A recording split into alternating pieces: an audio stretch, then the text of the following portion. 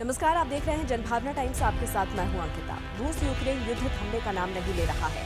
रूस यूक्रेन युद्ध अब एक नया मोड़ ले चुका है। बल्कि यूक्रेन में कड़ाके की ठंड शुरू होने से पहले ही रूसी सेना ने यूक्रेन पर हमले भी तेज कर दिए हैं। कई मोर्चों पर रूस की सेना यूक्रेन को लगातार पीछे धकेल रही है, लेकिन इसके बीच रूस और अमेरिका के बीच एक बार फिर से सीधे टकराव के हालात भी बनते हुए नजर आ रहे हैं। उसकी वजह है अमेरिका का हॉक ड्रोन और B-1B स्ट्रैटेजिक बॉम्बर्स, जो बाल्टिक सागर पर रूसी बॉर्डर के करीब मंडरा रहे हैं। और अमेरिका के इन दो खतरनाक हथियारों का पता चलते ही रूस ने अपने 2 लड़ाकू जेट्स उत्तरी और दक्षिणी बॉर्डर पर रवाना कर दिए हैं। रूस के रक्षा मंत्रालय का कहना है कि बाल्टिक सागर के ऊपर रूस के बॉर्डर के करीब 2 B-1B स्ट्रैटेजिक बॉम्बर्स और ग्लोबल हॉक ड्रोन को इंटरसेप्ट किया गया है।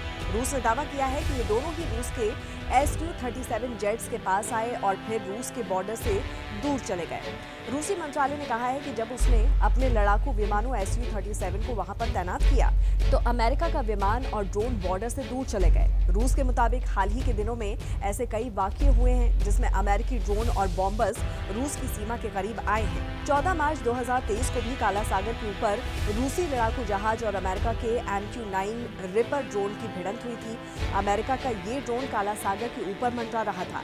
तभी रूस के 2 Su-27 जेट्स ने अमेरिकी ड्रोन के ऊपर ईंधन गिरा दिया। इसके बाद ये जहाज अमेरिकी ड्रोन के प्रोपेलर को टक्कर मार देते हैं और इसकी वजह से अमेरिका को अपने इस ड्रोन को काला सागर में गिराना पड़ जाता है।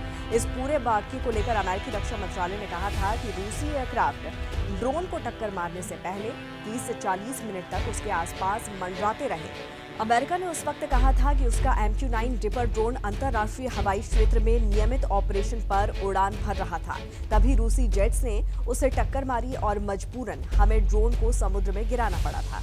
वहीं रविवार को रूस के दागिस्तान के मखाच काला एयरपोर्ट पर हजारों लोगों की भीड़ की वजह से इस एयरपोर्ट को बंद करना पड़ा था। रूस के राष्ट्रपति व्लादिमीर पुतिन ने इसके लिए पश्चिमी देशों को ही जिम्मेदार बताया है। पुतिन का कहना है कि इजराइल विरोधी दंगों का मकसद पूरे रूस में अशांति पैदा करना था। हालांकि पुतिन के दावे को अमेरिका ने मानने से इनकार कर दिया है। तो इस पर आपकी क्या राय है, जरूर बताइए। जुड़े रहिए जनभावना टाइम्स के साथ। नमस्कार।